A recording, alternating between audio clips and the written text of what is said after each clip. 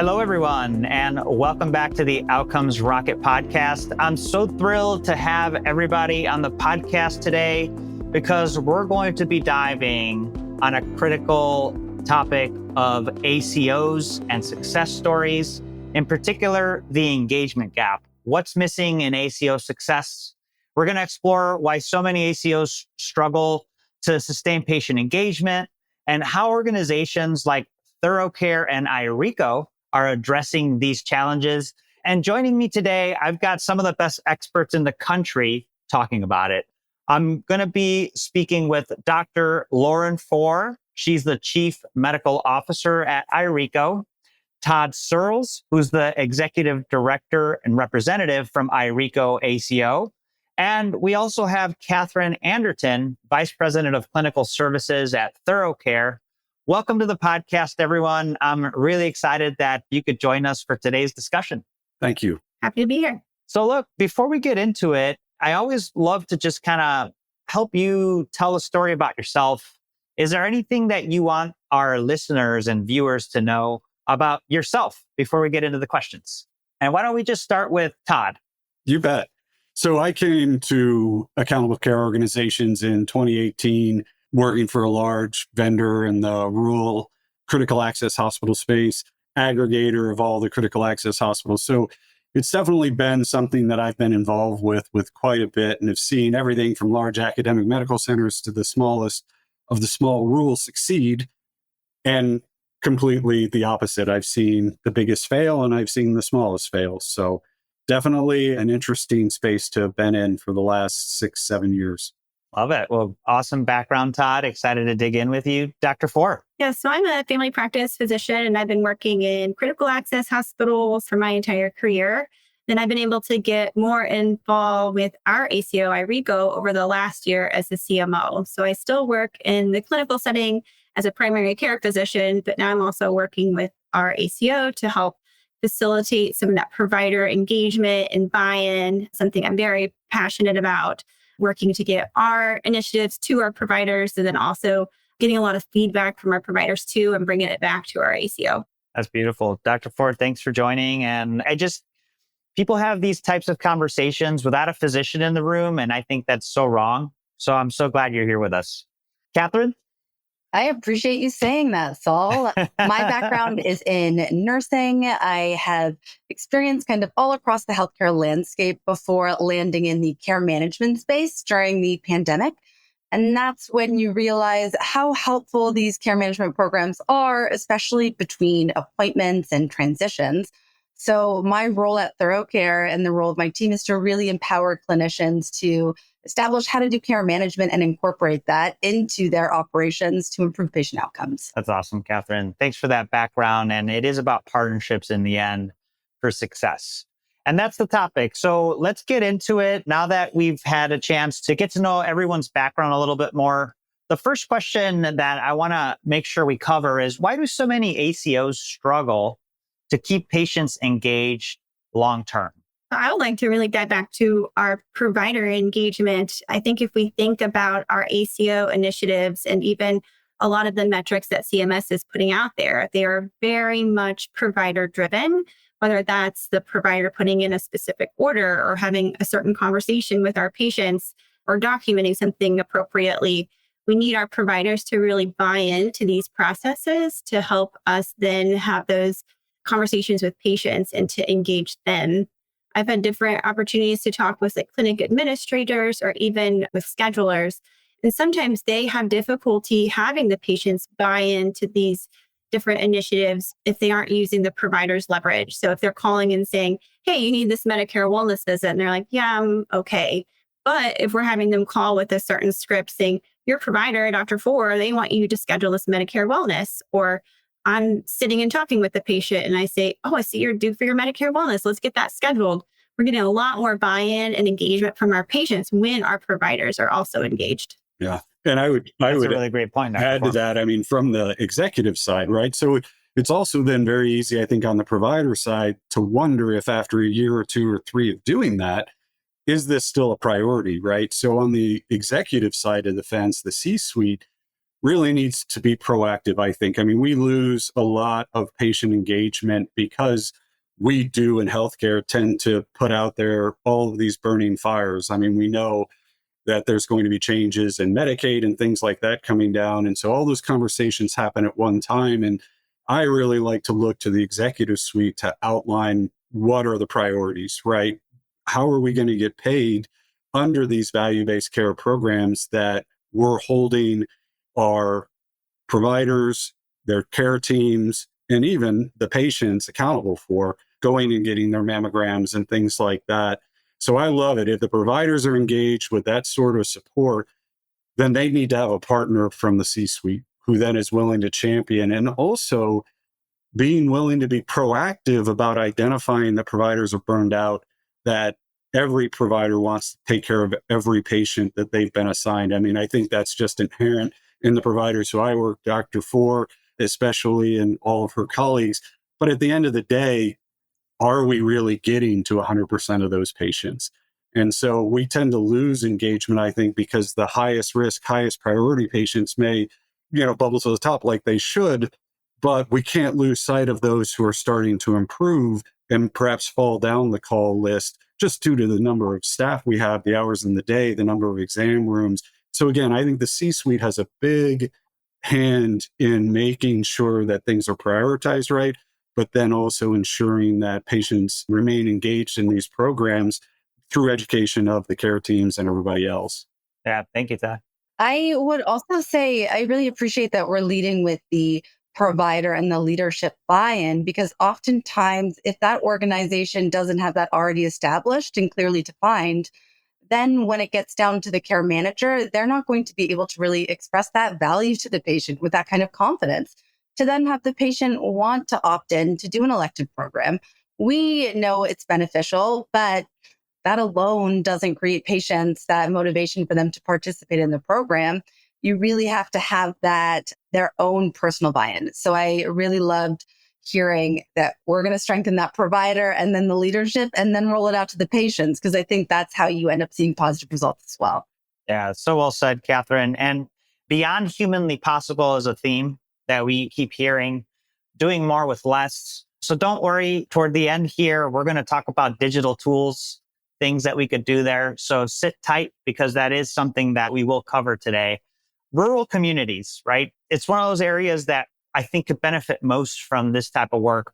What makes sustaining engagement uniquely hard in these areas, and how have you worked around it? Yeah, I may jump in here and say that the biggest thing is that, especially when rural facilities join an accountable care organization, there's a lot of pressure, right? Because there's a lot of money that's on the table to get back to them, which they desperately need. And so there's an expectation out of the gate that they have to hit every goal immediately. But success in these sort of programs, especially when you're engaging a very rural community who has been very reactionary to their health in the past, right? I'm only going to come in after I'm, coughing up blood, right? Prior to that, I'm fine. But after that, all right, maybe I'll go to the doctor, sort of thing. Now we have this shift to proactive care. Those metrics are not going to hit 100% overnight. So I think the biggest thing in terms of sustaining care is that understand that every single care community is slightly different. We have some that are, I say, suburban rural. They've got access to staff because people want to live on an acreage outside of the big city in the country. We've got traditional rural, maybe around college towns, small college towns and things like that. But then we have the frontier rural who doesn't have the staff. They operate in the red or close to the red every single year. But that's where the breadbasket is, right? That's where the farming, our agriculture, ranching, and things like that are occurring. And they are the number one employer in the community, but it doesn't mean that that community is healthcare educated, right? So we have to, as times change, I think groups like ACOs have to take it upon themselves to be the educators of those staff and really get them trained and have them understand all the requirements that it takes to sustain these initiatives. Yeah, for sure, Todd. It's a big need there. And partnerships are a theme. Can anybody comment around partnerships? I'd love to hear more on that. Yeah, I mean, again, kind of jumping in on it, partners are great because, again, the extension of what we can't do in rural, we have to outsource. But it doesn't even have to be outside of the community. I think we talk about pharmacies, we talk about community health workers, we talk about third-party vendors who are able to come in and truly drive under value-based care, especially truly drive patients to get the care they need when they need it. But without partners to extend the reach of this, value-based care fails. I remember back in the day when I was director at a regional extension center, and even back then we teamed up with pharmacies. What was it? God, I can't remember. Something up, pressure down, and team up, pressure down, I think it was, so that the clinics partnered with the pharmacists so the pharmacists could help deliver the education on blood pressure medication. And that's not going away. Blood pressure is still a huge thing. Hypertension, strokes is still huge. And without having that extender, as it were, into the clinic space, it's very difficult to drive any sort of outcomes, positive outcomes, I think. I always think about that phrase of it takes a village. And obviously that's pertaining to child or raising children. But I think that goes to managing health. It takes a village. You need the provider. You need the pharmacist to then stop and provide that medication education. You need a care management team or remote patient monitoring. You need all of these tools to really help the patient be successful. It does take a village. It's hard. Yeah. And honestly, our vendors and our partners, they are experts in their own domain. So I can read 3,000 pages of federal legislation and call myself an expert every single year in terms of the regulatory response, but I'm not an expert in the new tech that perhaps Medicare age patients are able to use and want to use, right? It's convenient for them and the messaging to make that work. So a lot of times you are really trusting those partners to be an extended expert and educator for our clinical teams. Yeah, thanks for that. And Dr. Fore, I think you were going to mention something there. I was just going to say one person can't do all of those things. And so like Kathryn mentioned, that's good collaborative care. Like that's good patient care when everyone is working together with their different expertise and to help take care of the whole person. So I think you have to have those resources where everyone's working together. People deserve that. Totally. That continuity with the village, all these important touch points. And so ThoroughCare, Kathryn, you guys emphasize monthly touch points. What makes these check-ins meaningful instead of just another task that physicians have to do? This is such a great question because I think so often clinicians, especially care managers or nurses from a hospital setting, you're used to this work list that you check this off to the next, check this. And I think what's most important about these monthly touch points is relationship building. For any change to occur, you need to feel right about it. It needs to feel good. So when you can use those opportunities to engage with the patient, have a conversation about their dog and, what's happening in the neighborhood, because all of those things are what's going to make the patient answer your call the next month and want to continue to build that rapport and change those behaviors we're wanting to see. So I think it's so important for clinicians to practice things like motivational interviewing, how to conversate, go back to that bedside nursing days where you need to have that rapport. The outcomes will end up speaking for themselves with that. That's great. Yeah, I really appreciate that, Kathryn. It is people. And it gets so busy.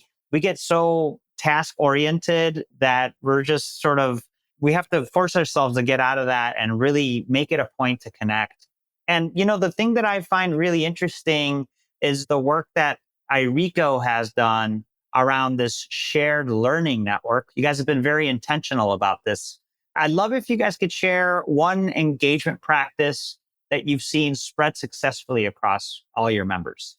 I think anytime that you can engage with your community as a healthcare institution, it's very successful. So whether it's in person at, say, a health fair, or even a community of the celebrations that occur, the 50th, anniversary of the founding of the town, or the 150th, or things like that, where there's a presence to remind people that we're community members too. We want the best care for ourselves, for our kids, for our grandparents, parents who live in the same town.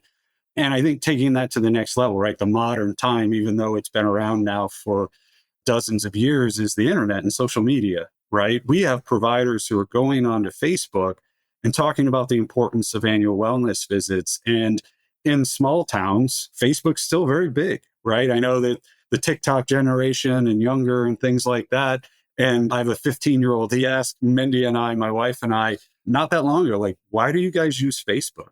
I mean, it's like, well, because we were the OG, we're the original, we used it, right? And I think that it speaks to the generations of technology and things. But if that's where the population that you're trying to reach lives, then I think our members are doing a good job in meeting them where they live, both in person and then also virtually, where they go and they share their stories and the pictures about their kids and things like that, or where they talk about I mean, it's amazing. We do have HIPAA, but it's amazing to me how many times and how much we're very free when we talk with friends and family about the healthcare crises that are going on inside of our families. And if you're in that platform and you just happen to see somebody said something about breast cancer awareness from the local hospital, then you're going to probably click on it and you're going to look at the videos that they posted and the documents. So I think that's one of the key success of our members in rural America is making sure the community knows that we are members of the community and that we'll meet you where you are in order to get the message across and try to make it as convenient as possible for you to get in and see us. Yeah, Todd, I'm glad you went there. I feel like this in particular, the use of social media tends to be one of those topics that maybe some folks aren't as comfortable with. And this idea of HIPAA and the responsibility around privacy, there's actually examples out there today. I mean, you guys are a great example of it, but there's others like Dr. Kevin Fore, for example. He's done a fantastic job as a physician of showing that it's a great idea to connect on social media. And there's other examples out there. Don't let uncertainty stop you, because it really is a great way to connect. Look at IRCCO as an example. They're available to share with you best practices. And Dr. Fore would be open to hearing from you as a physician on this topic. And then we could get into digital tools and nudges. What do you think about social media and the use of it to engage with communities? Well, I think like Todd mentioned, meeting people where they are, they're on social media. I mean, that's where they're getting a bulk of their information these days. So I think we need to be present there. They deserve to get factual information from a trusted source. And why can't that be their local healthcare organization? So I think there's definitely a place for us to be there. And I think the patients kind of need us to be there too. I think that's great. When we talk as a family, right? My son, of course, is 15. He's at the age where he Googles things. Well, why doesn't the answer come from the local hospital as opposed to some anonymous website somewhere with a testimonial on something that may or may not be verified? So I think that's so important what you said, Dr. Fore. Yeah, I love it. I'm very passionate on this topic, by the way, guys, if you haven't noticed. There's definitely a lot of people putting information out there. Like you said, Todd, like people selling green powder, like green drinks, giving information that our kids that we are looking at because it's available. Like the opportunity is up to us in the healthcare seat, the experts, to put the information out there, make it available for people to access it. So love it. Glad we're having this conversation. And Dr. Fore, around digital tools, nudges, all these things make a difference in really maintaining that personal human connection. Can you share more about this and ways we could think about it? Sure. I think there's definitely a place for digital tools and digital nudges for both providers and for patients. So for me as a provider in preparing to see a patient, a lot of times I'm doing a lot of like data extraction, pulling things out of charts and digging around in there. But if there's a digital tool or my EMR, if it could work for me and give me those digital tools and nudges to facilitate some of those conversations without me having to put in all that legwork, I mean, I'm all for that. And then as far as for patients, I wouldn't want it to take the place of that human connection and those conversations that we're having face to face. But I mean, I think we can all agree that we need a reminder sometimes to do things, especially things like we don't want to do. So I think there's a place for that.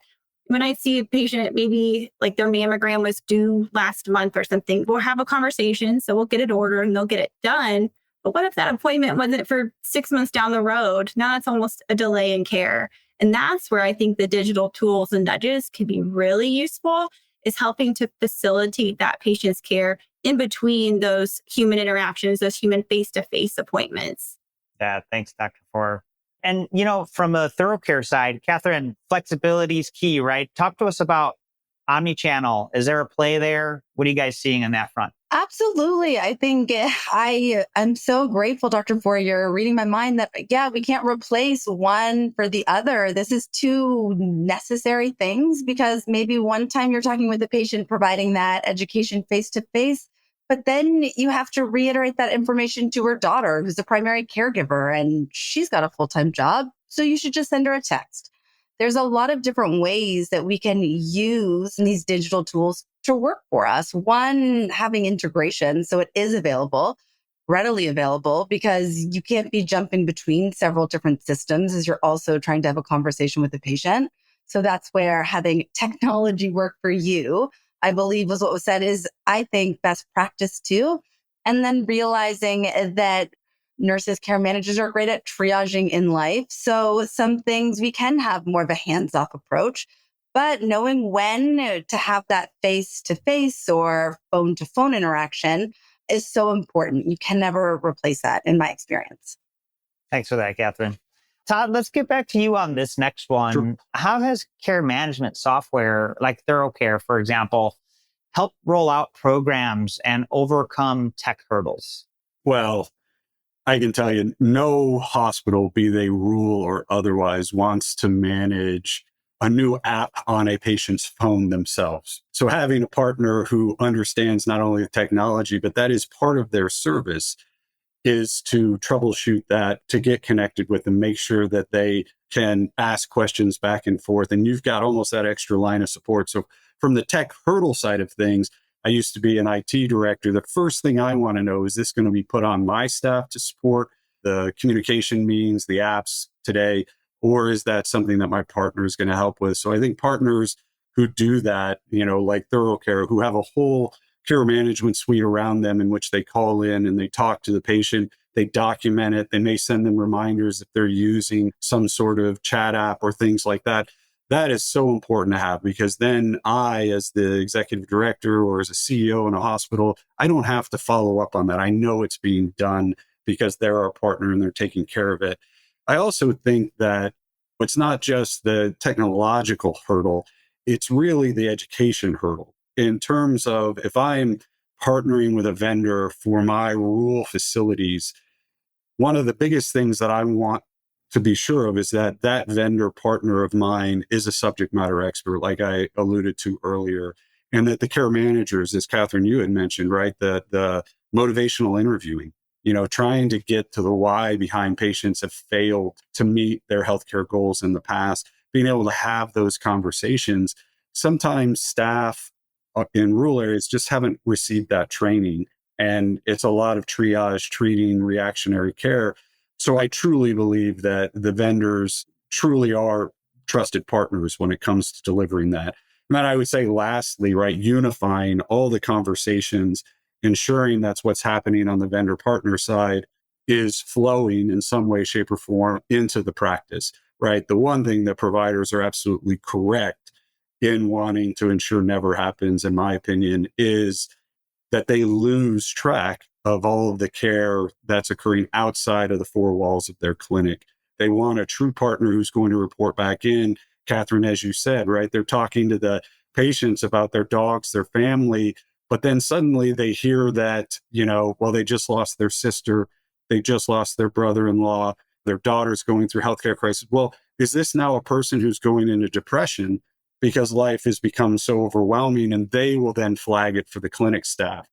And so I truly think that all of that extra attention that's being paid to the patient is a benefit if that partner can, again, support you on both the technical side, the follow-up side, the documentation piece. All of that makes implementing a solution like this just so much easier. You basically sign on the bottom line, you true up the patient lists of the patients who need to be seen.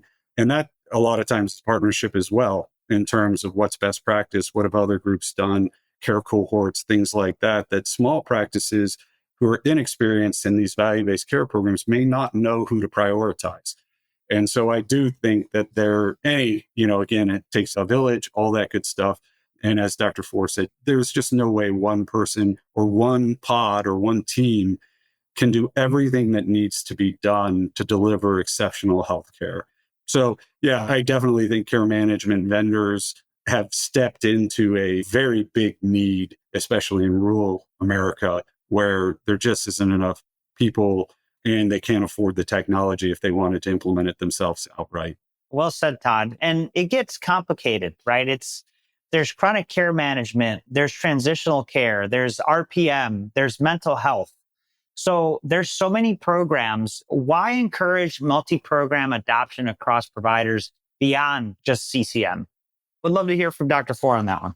Sure. I think it just comes again down to patient-centered care. So we're doing what our patients need and we're approaching them each as an individual person and kind of adjusting what kind of programs that would benefit that person the most. So I think, again, back to like the collaboration between the different groups within your organization, working together to help take the best care of those patients. I always look at it almost as these programs all serve a purpose. You have a tool available, and considering holistic patient care, we can use a tool for each aspect of this. So you can have chronic care management where you're focusing on that education component so that they understand how to manage their conditions effectively. You have RPM to make sure the interventions you're delivering are actually landing and impacting that care. And then you have transitional care management, because even when you do all of the things right, sometimes they still go to the hospital. So we want to make sure patients have that support. And then behavioral health, BHI, because change is hard. That's a behavior change, and you want to check in and make sure people can handle that appropriately and are able to navigate the challenges that come with that. So when you can leverage these programs, I think it really does create this whole big patient picture that really enables the care team to effectively manage patient care.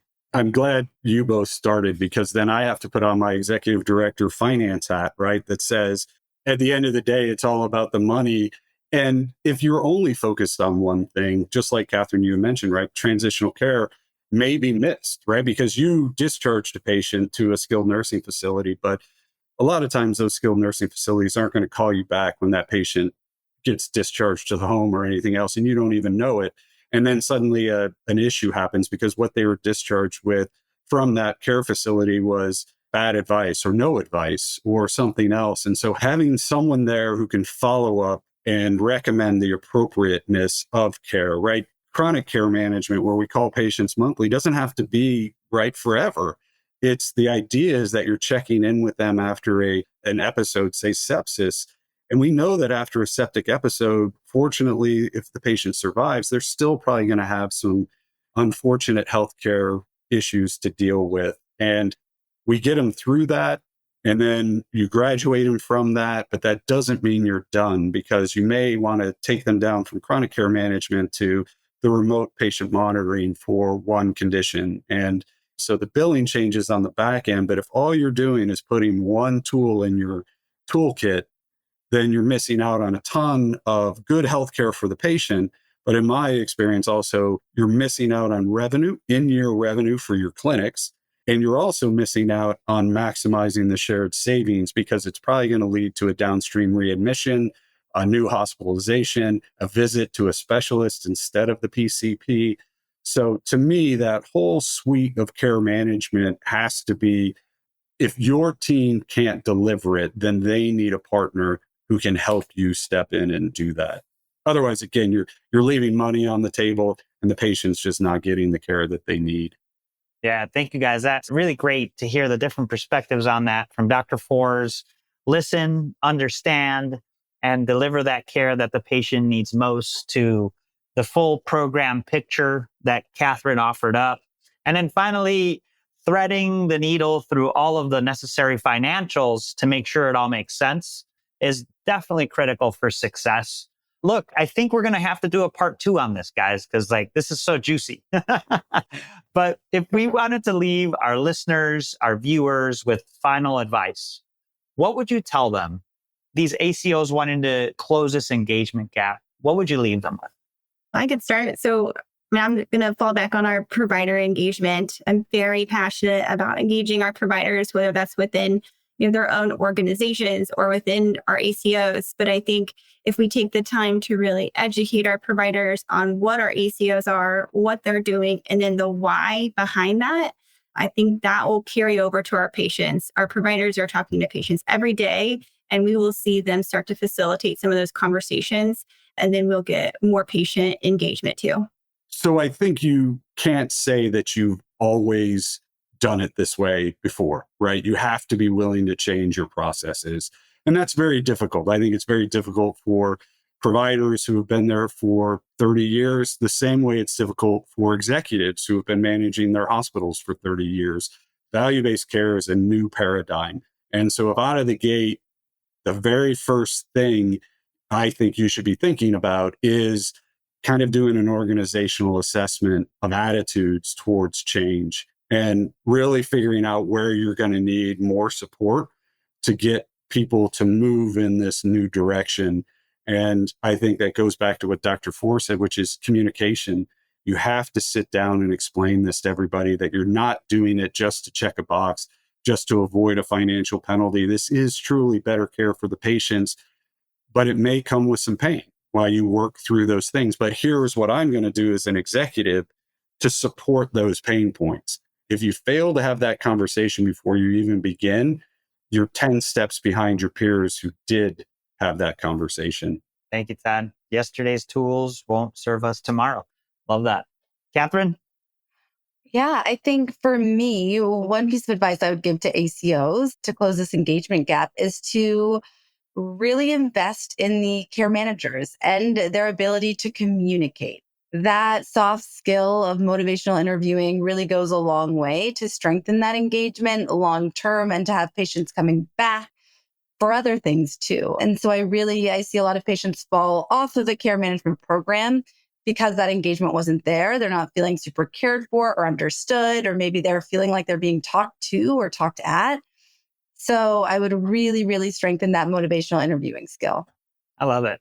Well, thank you, Kathryn. Really appreciate you closing us off and everybody kind of leaving us with your ideas and recommendations on how to increase success. And with this gap, right? This engagement gap could be closed. It's going to take more than tools. There's nudges, there's strategy, but ultimately, I think what you guys shared today will help us get closer to that. If folks want to reach out to you and learn more about your organization, what's the best place to do that? And give me the best place for your business. I'll make sure to link up everybody's LinkedIn's if that's okay, if folks have questions. But where can they visit you on the web, guys? So IRCCO is the letter I, ruralhealth.org. And that's really our footprint on the web there. But I think also, like most people, right, many of us are on LinkedIn. So professionally, that's also a good way to reach out to me if you're a professional in this space and you're thinking about starting an ACO or joining one, especially if you're a rural provider.